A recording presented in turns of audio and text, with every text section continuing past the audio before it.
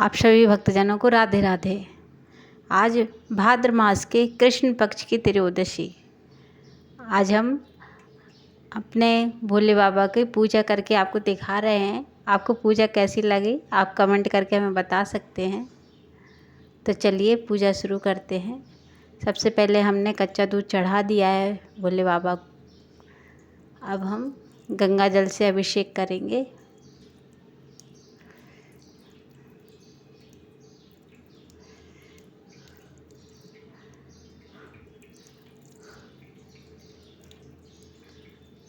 गंगा जल से अभिषेक करके हम भोले बाबा को श्रृंगार करेंगे।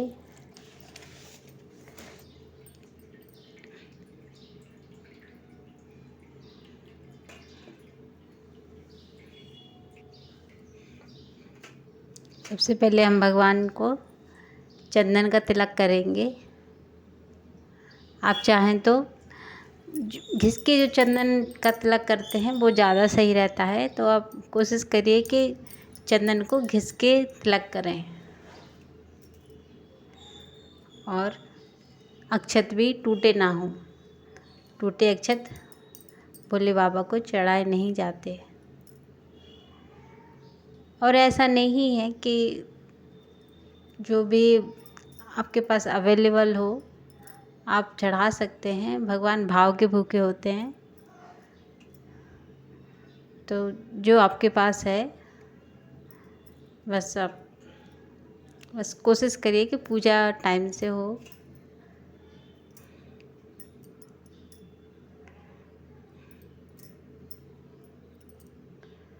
आज मुझे बेलपत्र नहीं मिली तो आज मैंने शमी पत्री से पूजा की।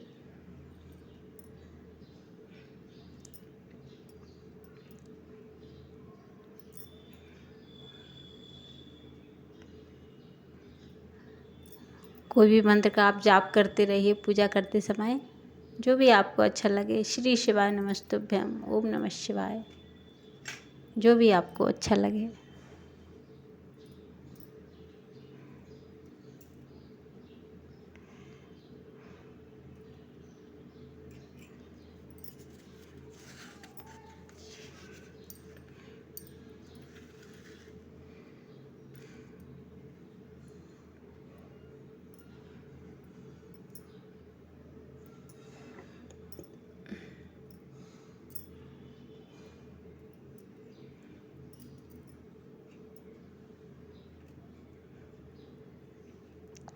भोग में आप भगवान जी को गुड़ भी चढ़ा सकते हैं।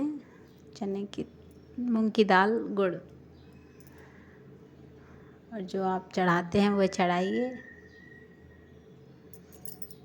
भोले बाबा सिर्फ भाव के भूखे हैं।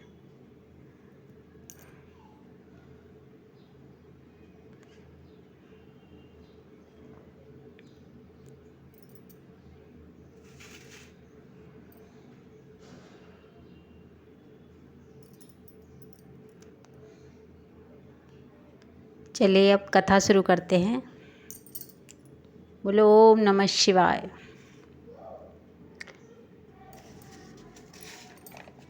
भौम त्रयोदशी प्रदोष व्रत की कथा। सूत जी बोले, अब मैं मंगलवार त्रयोदशी प्रदोष व्रत की विधि विधान कहता हूँ। मंगलवार का दिन व्याधियों का नाशक है। इस व्रत में एक समय व्रती को गेहूं का आटा और गुड़ का भोजन करना चाहिए। देव प्रतिमा पर लाल रंग का फूल चढ़ाना और स्वयं लाल वस्त्र धारण करने चाहिए। इस व्रत को करने से मनुष्य सभी पापों से रोग मुक्त हो जाता है। इससे मैं किसी प्रकार का संशय नहीं है। अब मैं आपको उस बुढ़िया की कथा सुनाता हूँ जिसने यह व्रत और किया और मोक्ष प्राप्त किया। अत्यंत प्राचीन काल की घटना है। एक नगर में एक बुढ़िया रहती थी। उसके मंगलिया नाम का एक पुत्र था। वृद्धा को हनुमान जी पर बड़ी श्रद्धा थी। वह प्रत्येक मंगलवार हनुमान जी का व्रत रख कर तथा विधि विधान से उनको भोग लगाती थी। इसके अलावा मंगलवार को ना तो घर लीपती थी और ना ही मिट्टी खोदती थी। इसी प्रकार से व्रत रखते हुए जब उसे काफ़ी दिन बीत गए तो हनुमान जी ने सोचा कि चलो आज इस वृद्धा की श्रद्धा की परीक्षा करें। वे साधु वेश बनाकर उसके द्वार पर जा पहुँचे और पुकारा, हे कोई हनुमान जी का भक्त जो हमारी इच्छा को पूरा करे।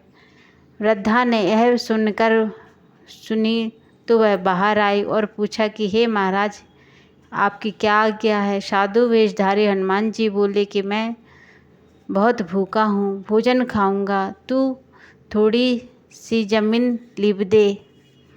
वृद्धा बड़ी दुविधा में पड़ गई।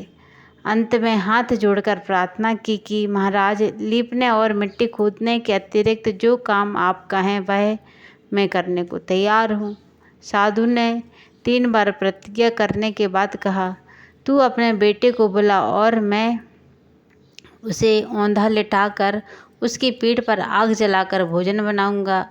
वृद्धा ने सुना तो उसके पैर पर जमीन खिसक गई, मगर वह वचन हार चुकी थी। उसने मंगलिया को पुकारा और साधु महाराज के हवाले कर दिया, मगर साधु ऐसा ही मानने वाला नहीं थे। उन्होंने वृद्धा के हाथ से मंगलिया को औंधा लिटाकर उसकी पीठ पर आग जलाई। आग जलाकर दुखी मन से वृद्धा अपने घर के अंदर जा घुसी। साधु जब भोजन बना चुका तो उसने वृद्धा को बुलाया और कहा, मंगलिया को पुकारें ताकि वह भी आकर भोजन कर ले।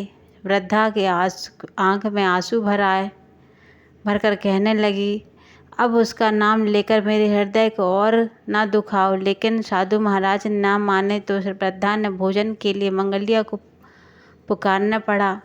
पुकारने की थोड़ी सी देर थी कि मंगलिया बाहर से हंसता हुआ घर में दौड़ आया। मंगलिया को जीता जागता देखकर वृद्धा को सुखद आश्चर्य हुआ।